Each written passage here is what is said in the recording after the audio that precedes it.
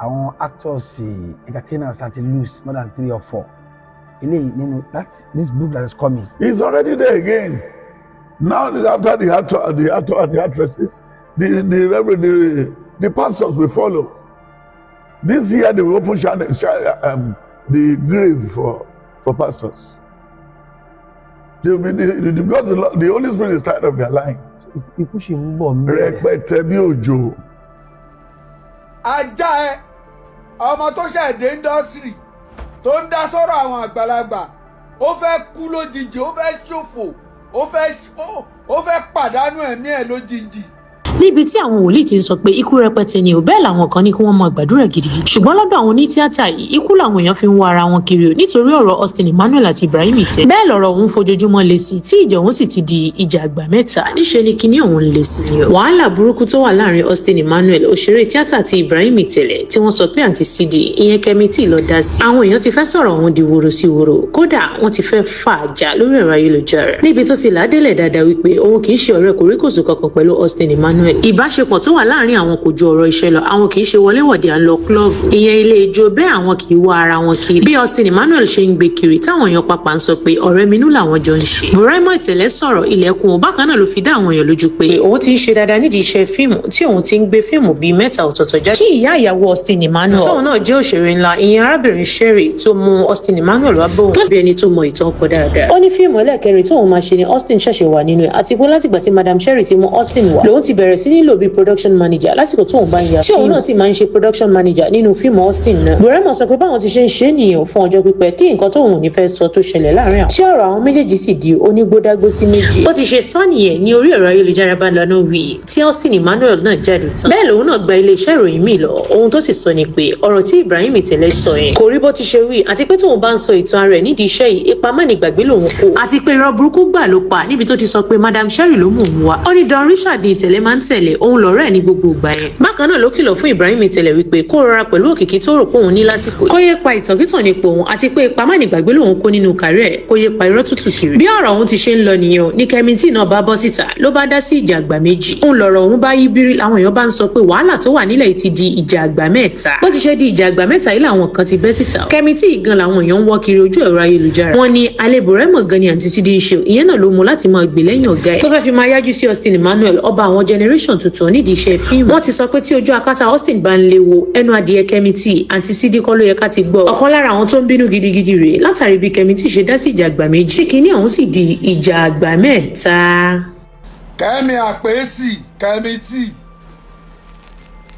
ó mọ̀ pé mo ní mo fún ẹ 48 hours kó wá táṣìírí tó fẹ́ tú yẹn bọ̀ látàná tí mo ti sọ̀rọ̀ mi rí ẹ kó dún bọ̀ kí ló dé tẹ̀yìn èèyàn máa ń ṣe báyìí náà kí ló dé tí ẹ̀yin èèyàn tẹ máa ń ya láìmoore irú yìí lẹ máa ń dí oore máwọn tó yẹ kán ṣe oore fún. ìwọ sọ wípé wọ́n náṣìírí Austin tó fẹ́ tú ó mọyé ìgbẹ́ ẹ ó mọyé àṣírí ẹ tó wà lọ́wọ́ irú wa yìí. lọ́jọ́ kìíní àná tó fẹ́ ṣiṣẹ́ tó sọ fún Austin pé Itele ò lè bẹ direct iṣẹ́ Kẹ́mi ṣó ti gbàgbé ni tó ń dọ́gbọ́n ti Itele tó ń ti Itele sọ Austin tó wá lọ sọ fún Itele pé Austin ló máa direct tí Itele sọ fún ẹ wípé kò lè work àfi tó o bá ní ṣe fíìmù yẹn tó ń padà wá Austin pé bọ̀bọ̀ yìí kò ń ṣọ̀rẹ́ yín o bọ̀bọ̀ yìí ó lè pa yín ó lè bá tí ó ti gbàgbé gbogbo gbà ẹ́ ìwọ wá lè jáde ṣẹnu yánmọ̀yánmọ́ sí Austin yẹn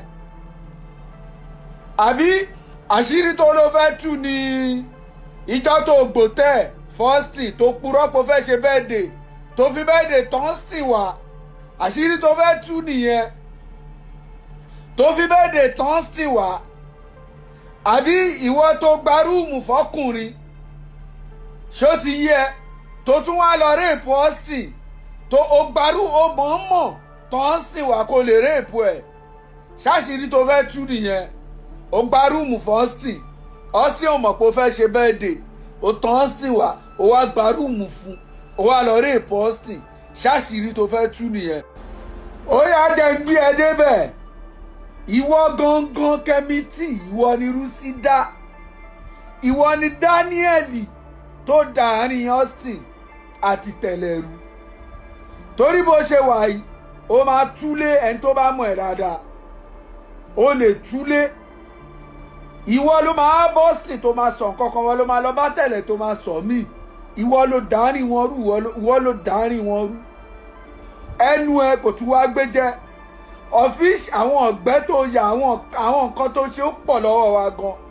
Tó bá tún jẹ́ kí n sọ̀rọ̀ jù báyìí lọ, tó òun fọ̀gá méjì papọ̀. Ìwọ tó bá tún jẹ́ kí n sọ̀rọ̀ jù báyìí lọ, nǹkan máa ṣí ẹ́. Abẹ́tà kó o kìlọ̀ fájà ẹ. Wá Kemity, so ti ṣáyó ṣá, ó ti ní wákò kan ti ń ṣí ẹ́. Tí boyfriend ẹ bá tiẹ̀ gbàgbé ìyẹn Tẹ̀lẹ̀, ṣó yẹ kí wọ́n gbàgbé ni, ó flashback ni, ó rántí ìgbà tó ti jẹ nǹkan kan rárá ti rárá. Austin Emmanuel náà màá ló ń kárí àlọ́gì nígbà tó ń ṣe makeup. Ṣó ó ti gbàgbé pé gbogbo amúra wa ni, a ní story ara lọ́wọ́ tó pọ̀ gan. Ìwọ onídọ̀tí, ìwọ tó ń gba pátá díẹ̀ ṣeré location, àbórí ẹ̀ ń yí ni Kemity. Ó ti ní wákò ní tiẹ̀ pọ̀. Ókè, orúkọ yẹn ti sáré pọ̀ jù, ẹ lọ sáré gbàgbé. Ó ti sáré gbàgbé ìgbà tó ti jẹ nǹkan kan tó ti jẹ èèyàn nù ayé. Austin Emmanuel náà máa ní ó máa gbá wájú Austin Emmanuel kọjá.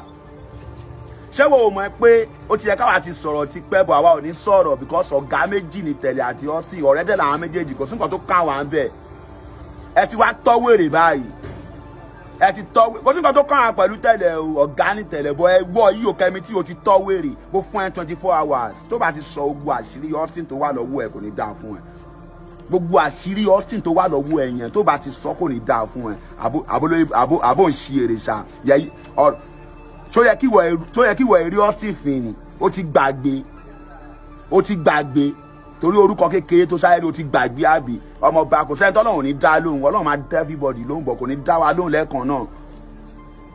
Tẹ́yìn bá wa ń fi Austin pa, àwa ò ní fi pa rárá àti rárá, àwa máa dúró tán.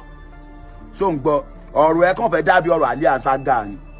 Èmi ò ní kó má gbèjà boyfriend yẹ o, níyẹn Tẹ̀lẹ̀ mi ò ní kó má gbèjà boyfriend yẹ rárá àti rárá. Ó dẹ̀ mọ́ pé gbogbo ẹ̀ náà là mọ̀, kò sí lè tá mọ̀ bẹ́ẹ̀, gbogbo àjọ wà ni. But tó bá fẹ́ gbèjà boyfriend yẹ kò ní jẹ́ torí Austin, ibi tó ti láàkì nìyẹn. Austin Emmanuel wa kò wúlò fún ẹ fọ́jọ́ kan rí, kò ṣoore fún ẹ rí.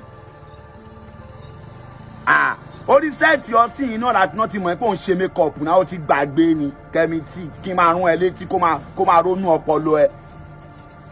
Tó bá Kemity, ó dẹ̀ dùn mí fún ẹ bó ti bẹ́. Ọ̀gá méjì ń jà, ọ̀rẹ́ méjì ń jà, òun fẹnu sí. Ó fẹ́ ṣó lóyàtì lójú ara ẹ nìyẹn o. Ókè, àwa ò lóyà láti ẹjọ́ ẹ̀, tá jáde tá sọ nǹkan kan. Àwa ò lóyà tá jáde tá sọ nǹkan kan. Ṣé bí Tẹ̀lẹ̀ ṣe deny Austin yẹn, ọ̀pọ̀lọpọ̀ bí big artist ò mọ̀ pé ọ̀rẹ́ láwọn méjèèjì. Ẹ náà o mọ̀ pé aláyé yẹn gan ọ́n miss yẹn gan lórí ọ̀rọ̀ tán sọ yẹn. Ókè, gbogbo àwọn èèyàn mọ̀ pé ọ̀rẹ́ láwọn méjì pé 5 and 6 ni wọ́n ni. Tó fi wá deny ẹ̀ pé kò ń ṣe ọ̀rẹ́ òun. Ó mọ̀ nǹkan tó yẹ káwa ti sọ ni, wọ́n kọ́ wa ni. Ẹ ti wá tọ́wèrè báyìí, mo fún ẹ 24 hours Kemity. Gbogbo àṣírí Austin tó wà lọ́wọ́ ẹ tó bá ti sọ, ó máa ṣòfò. Gbogbo nǹkan tó Austin ṣe fún ẹ tó ń dùn ẹ lọ́kàn tó ń pa ẹ ní gbìyànjú, mo fẹ́ kó sọ. Ó ti yẹ, bọ̀ tó bá wá sọ, èmi máa bá ẹ sọ ní part 2. Màá bá ẹ sọ ní part 2. Orí ẹ tí ó pé yẹn ó máa pé next time. Àwọn èpè tọ́ àwọn ọ̀gá méjì kan bá ń jà, ẹ̀yẹn máa ń fi ọgbọ́n dá sọ̀rọ̀ ni. Ó ti ní wákò ajé.